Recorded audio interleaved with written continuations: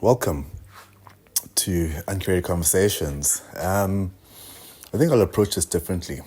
Why did I decide to do UnCurated Conversations? In all true honesty, I'm just fascinated by people. That's why I started this thing.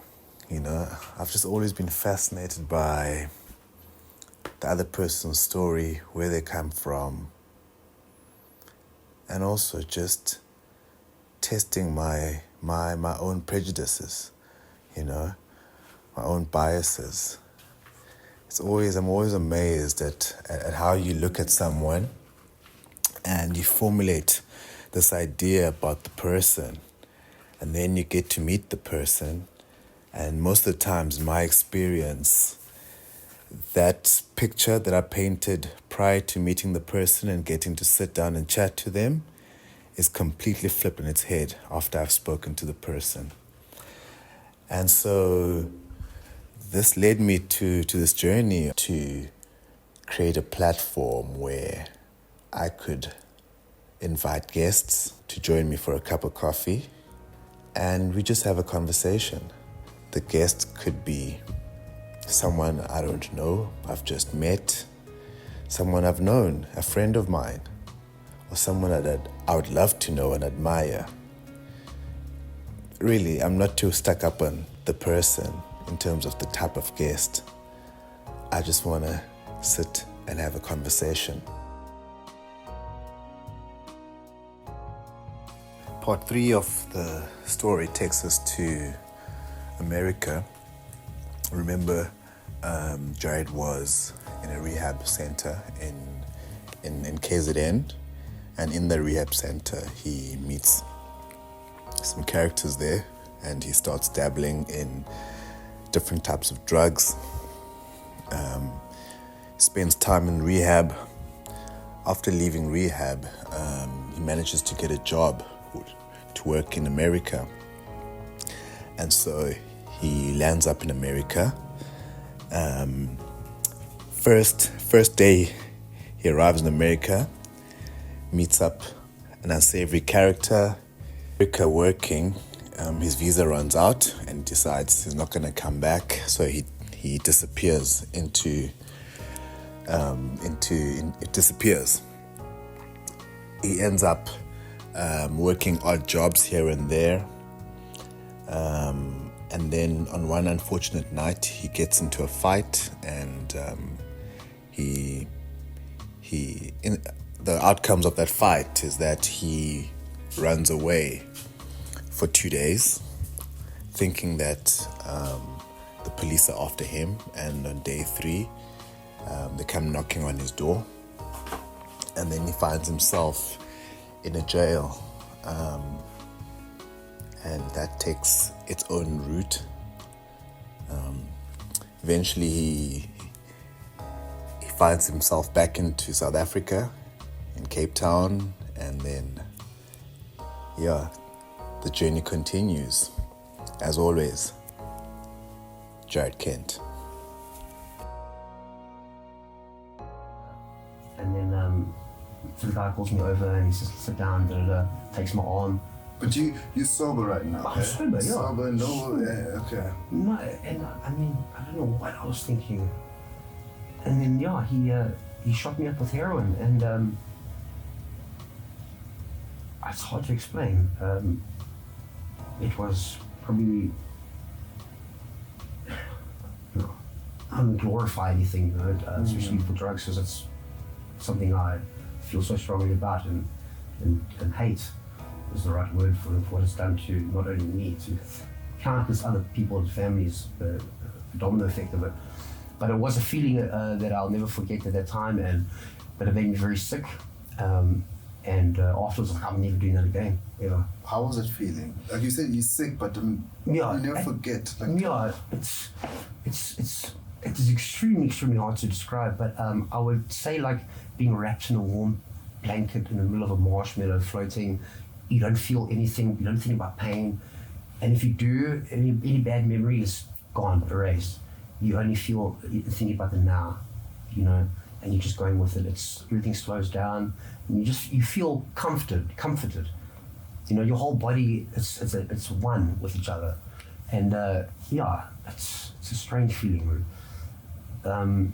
But yeah, I was very sick after that. And then ended up staying at the rehab for 9 months instead of 3. That was their plan the whole time. So the plan was 9? Plan was long term, 9 months, yeah. Yeah, so So that whole 9 months, you were rebelling? I did absolutely nothing there for myself. I didn't work on myself at all. I got into fights. I snuck out, I bought beers. I did everything I can to try and get myself thrown off there. You know, but nothing worked. Why do you think nothing worked? Probably because my parents were my family was paying for whatever damages I did, plus extra.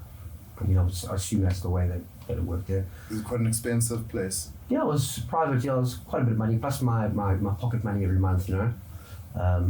So, yeah, I mean, I caused quite a bit of damage there, you know.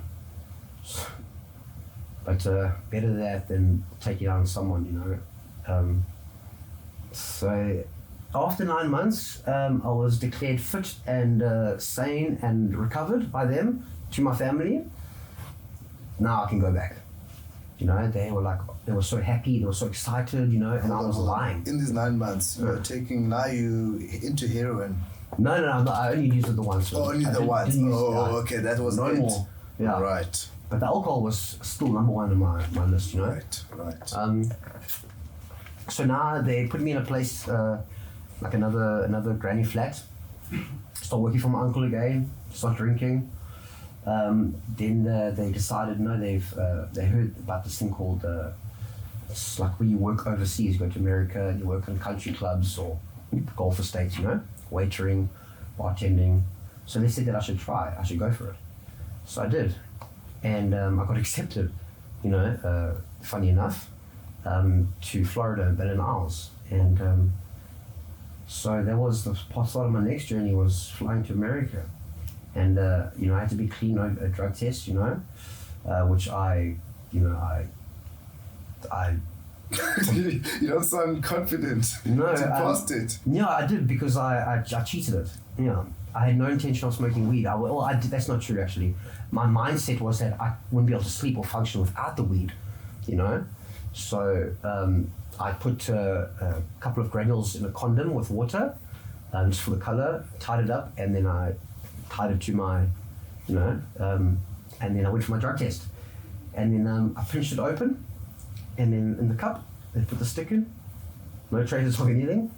You can go to America, you've passed your drug test. So I was like, you know, fuck these people, they don't know anything, I'm better than them, da, da, da, I'm clever. Then I fly to America. Now, get to Florida, and they take us to our residential places, and now I'm in America, you know, I'm in the land of the free, home of the brave. Dream. I'm gonna, you know, this is where I'm supposed to be, you know. I want to go to Compton. I want to hang with Dre and Easy, you know, Ice Cube, all the boys, you know, with KRS-One, and I'm like, yes, you know, I can do this. Are these the guys you're listening to back in South Africa? Yeah, like all the Outcast and Big Boy and Big L and all the New York boys, West Coast, East Coast, and I'm like, yeah. You know, I feel it. Right. You know, even I'm close to TI. You know, I'm close to Georgia, so I want to go to Atlanta. I want to go. You know, I want that southern flavor. Right. So now, like all the South Africans are like hanging out together, and I'm like, that's not for me. It's boring. I want to go into the locals. I want to meet. You know. So I go to a bar. The first bar I go to, it's called O'Charlie's. I'm drinking, and this bartender is like, "Hey, where you from? Your accent, da da da." And we start talking, and he's like, "Yeah, dude, I finished at 11. You know, I'll take you out to the club party. You know." And the next morning at 7 o'clock, I've got my first day of induction. You know, that didn't even cross my mind. So this is your first day in Florida. Yeah, I arrived in Miami at like 7:30 or 8:30 that morning. Okay. Yeah. Now I've been out the whole day, you know, and I've bought a whole bunch of stuff, clothes, and you know, I'm like, you know, it's like my first day. You know, just take a break, you know, like nothing could stop me. And then this guy I met, he's like, yeah, we're going to go party and da-da-da. And so he also turned out to be an ecstasy, cocaine, and a weed dealer. And in his car. He's like, "Yeah, do you want to take a pill? Do you want to sniff a line? Do you want to smoke a joint?" And I'm in my mind, I was like, if they do drug test me, because now I'm not smoking, what is going to show up? And it's going to be weed. So I end up taking coke with them or whatever. But anyway. Was it the first time you took coke? The first time in my life? Yeah. No. I'd done it a handful of times with my cousin. Okay. Yeah. Okay. So went home and slept and whatnot. And then the next morning went for the induction. They picked us up. And they're like, surprise, you have to do a drug test as well. So I was like, oh shit, I got no condoms and I'm here already, so I didn't know what to do, And then they have a guy that comes in and watches you. So I couldn't, So I had to pee. I peed. Even if you had a condom, you wouldn't be able to. No, because they have like this guy that stands, that watches you, Where before it was in South Africa was a lady doctor and I could go to the cubicle by myself. Okay. So yeah, then that happened. Now I'm stressing. I'm like, oh my word, I'm gonna get fired before I even started. They're gonna send me home. And then so pretty much I was stressing and I carried on like normal. And then I worked about a week before I got called in. So hold on, you passed the drug test? No, the drug test results hadn't come back yet. Oh, okay. Yeah, but I started working for about a week. And then they called me in. Yeah, HR called me in and said, "Hey, you're positive for cocaine and THC, But they're going to give me another opportunity. They're going to give me another place to work." So I was taken out of all of that and like isolated, exiled, in another part of Florida, where I didn't know anybody. I was living with a bunch of Filipinos, which are actually awesome people. Now, and I'm working, and I'm stealing alcohol behind the bar. So you're bartending at this place? I'm bartending as well, and I'm helping myself, And then my cousin, I've got a cousin who stays there from my mom's side. Her brother, my uncle, he moved to the States when he was in the 70s. So he's got a daughter. He had a daughter.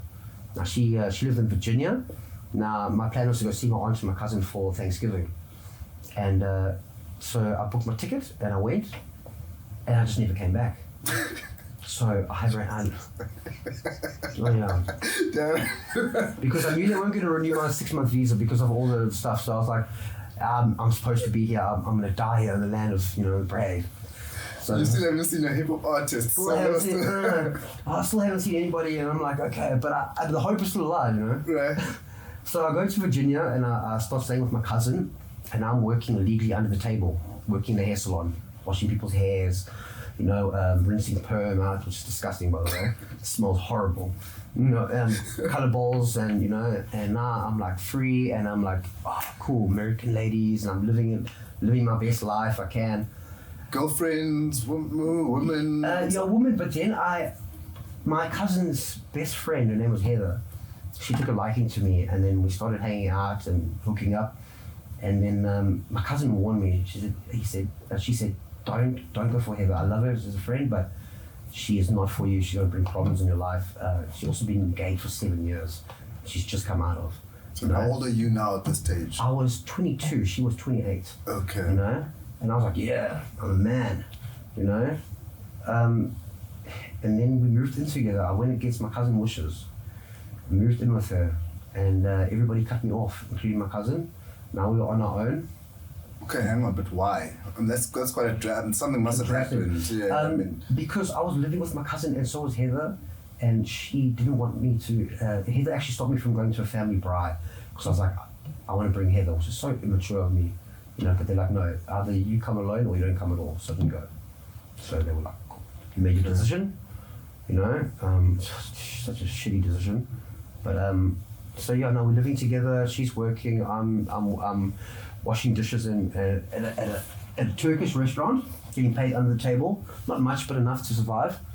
Drinking is getting out of hand. Coke, weed every now and again. But my relationship is suffering terribly with her. I'm immature, with a lot of issues, so they started coming out. I'm insecure, low self-esteem, and I kind of suspected that she was also seeing her ex, which turned out to be true. And she left me during a hurricane. Like, who does that? It was like my first hurricane ever, and she leaves me the day before. She's like, yeah, be safe. And I was like, okay, thanks. What do you like? When you say hurricane, like, like houses flying off. And yeah, like okay, not that extent, but like massive trees being uprooted, cars like moving over, power grids like roof tiles coming off, like pretty bad. Okay. You know, it's so scary actually. So. And what did you do at that time? I sat in our apartment and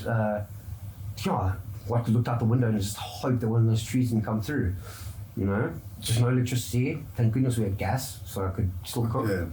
But then, like after it came out, it was like the world had been born again. Everything's beautiful. It's quiet. It's sunny. It's like birds are out. It's just chaos. But now I'm like, contrast, eh? Yeah, it's so crazy. Anyway, then I was like, okay, now I'm gonna get a hold of her. But she says no. She's moving in back with her mom. She's broken the lease on the apartment. I have like less than a week to get out and find my own place. So I had no money. I had no ID. That's drastic. I mean, what was happening in there? That she did such a drastic. I don't know. Probably because of my mood swings. I was never happy. I was always negative and I was always depressed. Sometimes I want to get out of bed. You know. I had no drive. I was in a place that I'd so badly wanted to come my whole life, and now that I was here, I felt so lonely. You know. And I didn't know what to do. I was just this avoided me. I couldn't fulfill. There was something missing. So was she trying from her side? She was. She was. She was doing her best. She really was. While working a full-time job as well, 2 jobs. You know, we're trying to save money to apply for my naturalization, my citizenship. We didn't get that far, but eventually I moved in with one of the waitresses at my work, her and her boyfriend. And he was, we're still in contact today. It was a great human being. They helped me out a lot. They were there for me when I was like down and out. And I started, frequenting the bars. And then one New Year's, it was quite a bad fight there. You started what? A fight. A fight? You started at the bar? Oh, you started a fight at the bar? Okay. Yeah, I didn't start the fight, but it ended quite badly with ambulances and a guy, and I, for the first time in my life, I thought I'd killed somebody. It's something that haunts me a lot, and I don't really know how to, explain that, but just say that I went too far, and I hurt him quite badly, and I ran away. I ran home. I ran to the bush first and stayed there because I thought the cops were looking for me, which they were, but they didn't know who I was. They didn't know my name. They just had a description of me. So anyway, I get home, and then the first thing they said to me was, "The ambulance has got him. He is conscious." So I was like, "Oh, thank God," you know. And then 2 days later, at 4 o'clock in the morning, federal agents knocked on the door and took me into custody. And then they transported me to a correctional facility there, where I spent about a month before being processed and then sent further up the East Coast to Pennsylvania, where I did the majority of my time, which was like 9 months there. Then it was New Jersey and then New York before I got deported. So you were, you were trialed for the fight. No, not even for the fight. For overstaying my visa. Oh, so the federal agents were there for your visa. It wasn't for the fight. I thought it was for the GBH or whatever the case might be. You know, I was like, oh my word, because on their collars here, because it was winter then, all I saw was ICE. I thought it said police, but it's not. It's Immigration Customs Enforcement. Right. I was like, oh my word. So. But how did they know? Yeah. Facebook. Oh. I used to I put photos up there and and I guess they could triangulate where I was coming from, and then I think my ex-wife also had something to do with it. Yeah. Okay. Yeah, I'm leaning more towards that one. But we were trying to think like why you? I mean, you work in a Turkish restaurants, you're underground, like you being paid. No, off the radar. Actually. Yeah, off the radar. That's what I'm saying. You know? Yeah. So I never got to hang with my hip hop artists, but. Okay. Yeah. So now you spent time at a correctional service in the US. Yeah, almost 12 months. How was that experience? That was another experience, all on its own. Americans are hardcore. They're big people. You know, they're big. You know, they're a lot taller, they're a lot muscly. I mean, I'm not talking from guys just working out. I'm talking like just normal people. Are we talking about across the board in terms of races? Doesn't matter whether it's black, white, Chinese. No, okay, especially the African Americans and even the white guys, they are big people. Okay. The Chinese and the Hispanics Spanish, and the Latinos are, you know, quite. South Africans, yeah. Oh no, there's a certain population of South Africans also. Yeah. So you know they all like, you know, they're normal, but like I was so shocked, you know, and then you add that with people working out in gym, you get a whole nother level of big, and it's gang infested. Obviously, it's ruled by the gangs, but not like South Africa with a number. It's ruled there by gangs on the outside. You know, the affiliation outside, the Crips, the Bloods, the Latin Kings, the Noreños, the Sureños, the Murder Inc. Who else? There's a lot. The Folk Nation as well. All these different gangs that are, and they don't segregate them there. Like, you know, they put them together there. So violence is a common thing there. A lot of stabbings, you know. And if you come in there for a sexual oriented crime, any pedophile, rape, sexual assault of a minor, they know while you are unpacking your stuff, they are busy finding out what you're there for, and they find out within like an hour, and then they wait, and then you must pay for your crime. Doesn't matter if you're an armed robber or you're a drug dealer or you assaulted someone or murder, that's accepted. But anything against women, children, or pedophile is no, and then they do some hectic shit to you. Like what? They usually, the common thing is they break a broomstick and then they put it in your repeatedly while somebody has wrapped a towel around you so you can't scream. You know. So then they leave you there, or they go and call the cops themselves to get taken out, because they will refuse to have someone like that stay and eat with them at their table, which, you know, I can understand. You know. So does that person basically stay in solitary then for the rest of their sentence? Yeah, unless maybe until he goes to hospital, it gets healed, and then because the wardens are the ones that put you places, they usually will put you into a new block where it'll happen again, or they slice you up with razor blades that they've made. They call it buck 15, so they cut your cheeks up here and up here, so you are, you know. That's they can tell what you're there for, and then it'll follow you your whole time in prison until they put you suicide watch or solitary for, you know. Yeah. How did you survive? Me? Yeah. Everybody loved me because I was from South Africa. I made friends with everybody. I made sure I made friends with everybody, and I respected the discipline. I did what I was told. I didn't have ego. I worked out. And people were more interested than anything. And I wasn't affiliated with any gang, so I could freely move between everybody. So yeah, it actually was alright for me. You know, I had one or two fights, only because they test you. You know, you always get Power Rangers, like people that are like separate. They want to see how much power they have over you, and you cannot give it in. You know, if you do, then it's going to happen every day, and it's going to be worse. Next time it's going to be something else. You know, they invade your privacy. You know, the only time you have at all to alone is when you're on the toilet. You know, and that's like a sacred, that's, you know, your few minutes of peace. And then people that just come up and, you know, open the door and they have absolutely no respect for your privacy. And that is when things happen. So, yeah. Okay.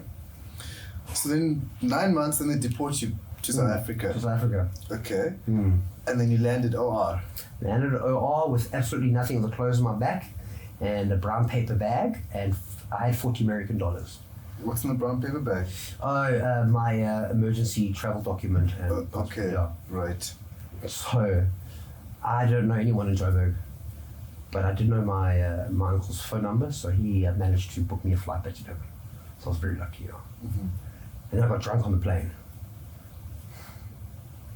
So, yeah. I mean, I thought the 9 months in prison would detox you. It did. Physically it was great, but mentally it did nothing for me, which is, it made me, you know, it's like I wasn't done yet.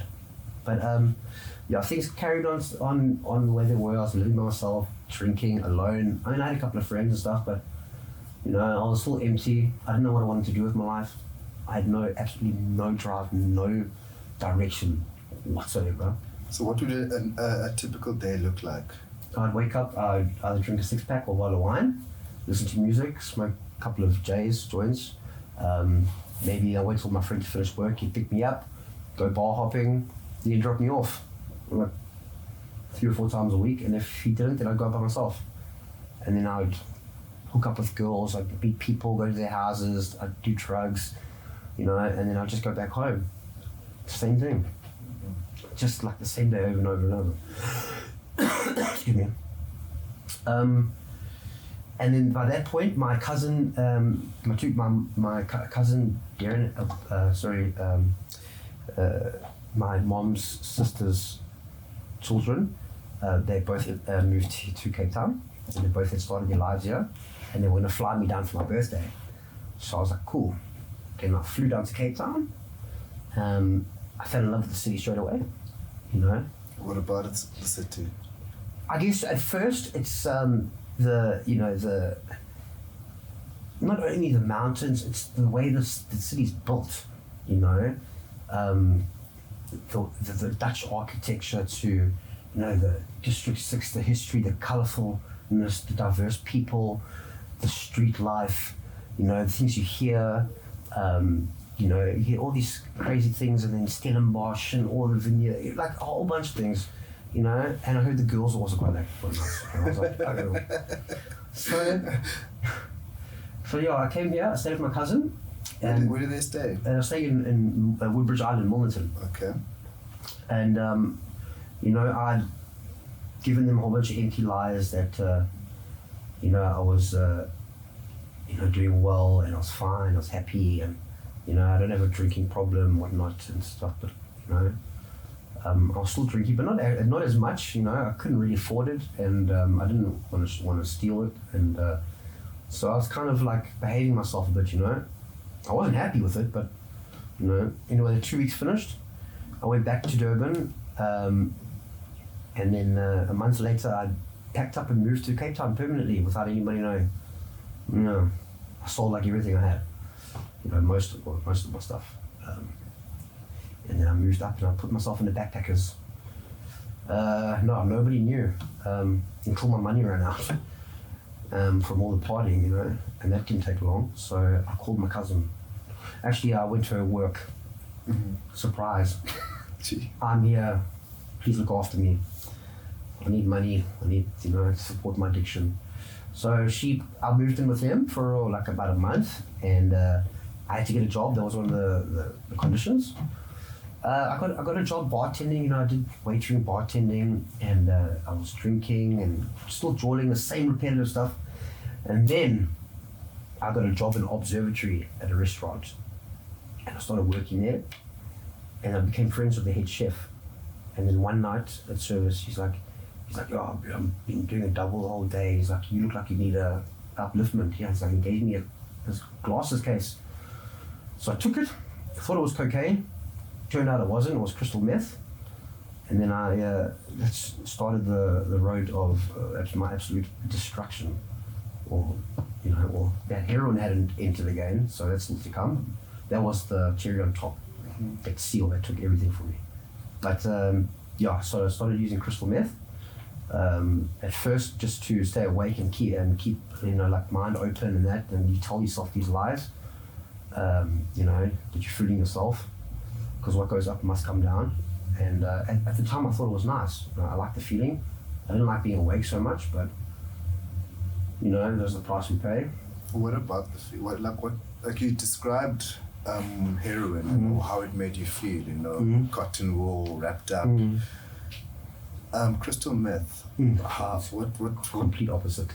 It's like you've got electricity running through your veins. You are alive. Your mind is open. You feel like you can do 20 things at once. You're like keyed in. You can sit and do one thing for the next 12 hours. It's crazy.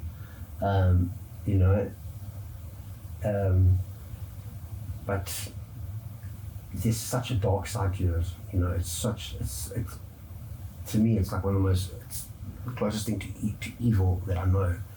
Because if you look at the jail system, you look how many people are in there because of crystal meth.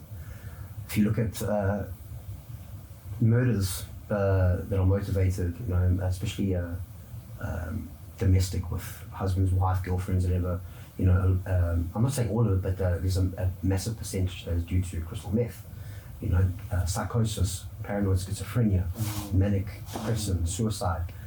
A lot of it's linked as well to crystal meth, because you know you start using something that, you know, it eats away at your brain as well, but it fills your natural pleasure receptors, your dopamine levels. So it's flushing that high. You know, you're getting this amazing feeling, and then obviously you feel terrible afterwards. But then when you're sober and you wake up, you feel empty, you know? So now... And that's when you're on the down, right? You're on the down, yeah. Now you want to feel like that again. You're struggling to feel normal, and you don't take pleasure in anything, you know? That's the only thing you want, and then you start using it again and again.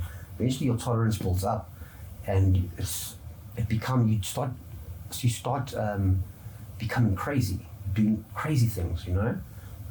So you are functional. You're functional, but you're doing crazy functional stuff. You're doing, you know, you're the same thing over and over. You think you're fixing something, or you start cleaning the house like all day, twice a day, 3 times. The same thing you wipe it again. You know, you do like these weird things. You think all of a sudden you're an electrician, so you start dismantling things. You paint things all black. Your cutlery. I've seen like it's what happens after a prolonged use, you know. Yeah. You become so it's insane, you know. And were those some of the things that you did? No, a friend of mine did that. Okay, I helped him paint like all his furniture black and stuff. Well, we didn't leave the house for 3 weeks. We stayed in the house for 3 weeks. Paint the furniture black. Everything black. The curtains black. Jeez. Everything in the house was black. Toaster, the microwave. Why black? Because the crystal meth, to me, it opens up a darker side. A lot of people, when they're coming off it and when they've been up for a while, they see the same things, and it's all dark. People always feel like it's evil, you know, it's demons or it's something else. And I've also seen it myself. It's something that's actually fucking terrifying. You question your own sanity, which is scary, you know, So once the prolonged crystal use you've been using now, you're up for 5-6 days, you sleep for 4 hours, and you're up again, 7-8 days awake, sleep for 5 hours, you know.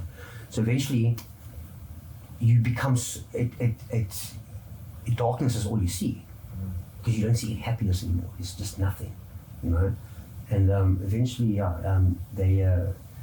they say, you know, it takes 3 years for your brain to naturally produce the right levels of dopamine again after crystal meth.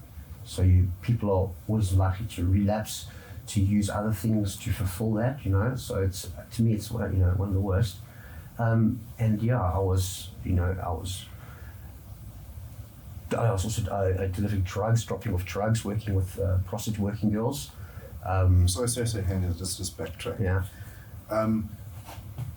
Now you've taken the crystal meth with the chef. Yeah. And so that now starts, you know, on this crystal meth road. Yeah. Right. So what's happening there? Okay, so I use it. Then I'm still working bartending, but then I ended up in Stellenbosch, you know, and I was like, I'm gonna go check Stellenbosch out. And I got a friend there, Henry, who works. He's a photographer there, and sorry. That's fine. And I ended up staying with him, and then I get a job in a tattoo shop, as a shop assistant, like cleaning, polishing, helping customers, helping with their designs, etc. You know, and my boss was quite a big crystal meth head. I didn't know that at the time, you know. So I think subliminally, subconsciously, I wanted to get away from Cape Town because I didn't want to do it anymore. You know, I needed a break. But then, like, my first couple of days there was back on it, and then it was back because you sort of saw your friend, your boss was on it. I mean, used it and you saw him, or was it back because you just had to have it? Your addiction just kicked in. I wasn't actually craving it at all. That's what I'm looking for. But he's like, "Do you want a line?" So, you know, I was like, my willpower was shot at that point. So I was like, okay. And then I started using that again. Eventually lost my job. You know. Is that where you got your tattoos from? There? Or no, there's all different places. Over time? Yeah, over time, different places, okay, yeah. Okay. then I got fired from there, and then I went to go live with my mom in Somerset West. Okay. Oh, so Yeah. she was down here. She was in Somerset West, yeah. Okay. She moved here like before they went back to Durban. So I was staying with my mom, and I got a job bartending, and I was doing extra work, like film work, you know. At this stage, does your mom know what's happening in your life? No, because I was never honest about her with that, you know. Every aspect I was honest with her, but not the drugs, you know. And she can't, I mean, She couldn't tell. visually, I mean, There must be a difference. Yeah. Yeah, there is, but I don't know if my mom picked it up because she's a bit naive towards that thing, to those things, you know. But also I'd stay away from the house. I'll be out for a few days, you know. But it also wasn't a regular massive thing. It was like maybe once or twice a month I was doing it there. And also I now got a girlfriend, so that was taking up a lot of my time, and I didn't want her to know, you know. So I was working between that, my girlfriend, and you know, dealing with all my shit. It was a full-time job. You know. Then when we broke up, I went straight back onto it hardcore. Like I was now. Broke up with the girlfriend. Yeah. No shit. So when you were with her, you weren't taking any drugs? No drugs. Just drinking. Right. Yeah. Why did you go back? To the drugs. Yeah. Because it's what I knew, I guess. It's something I felt would always be there. You know, if I couldn't talk to anybody because people wouldn't understand, they would judge me. You know, I didn't have the courage to speak about my problems, you know, acknowledge them, and then still expect somebody to be like, yeah, here's a helping hand, walk this road with me, you know. So I was also very angry against the world, you know. So yeah, I guess, you know, I wanted help, but I didn't know how to get it. Mm-hmm. And I was not willing to go to shelters or to, you know, like the NPOs, NGOs, because I think pride at the time, you know, I felt I was better than that, which, you know, was very wrong of me. But I felt that I could do this on my own, that I'm strong enough, you know. If I let something like this rule me, then what good am I, you know? But after that all happened, we broke up in that, I moved back to Cape Town into backpackers, which lasted a week. And then I robbed somebody for like 5,000 Rand. In the backpack? In the backpackers, yeah, when I was fucked up one night. And then there was a warrant out for me, and I was on the run. And then I was on the run for about 2 months. And where we like run as in leave Cape Town and yeah, I was friends with a couple of 2 girls that I knew, and I was staying with them. And yeah, so I was just like, my mom was still helping out with food and stuff like that, but you know, for the drugs and stuff, because they were also on drugs, so I was supplying most of the drugs, yeah. supplying the Yeah, girl. so I could stay there, yeah. Okay, what do they do? They were also doing crystal. Okay, okay. But they were in the beginning stages of it. They hadn't taken effect on their appearance or their routine and their movements stuff. Right. So they could still operate. They were working and doing the... Yeah, they were both students hairstyle school. Yeah. Oh, okay. So you're staying with them now on the run, and cops are looking for you. Cops are looking for me. Yeah. So that was like, I was like, oh, I can't even go outside. And when I did, everybody was following me. My paranoia was so high, you know, so I wouldn't even want to go outside.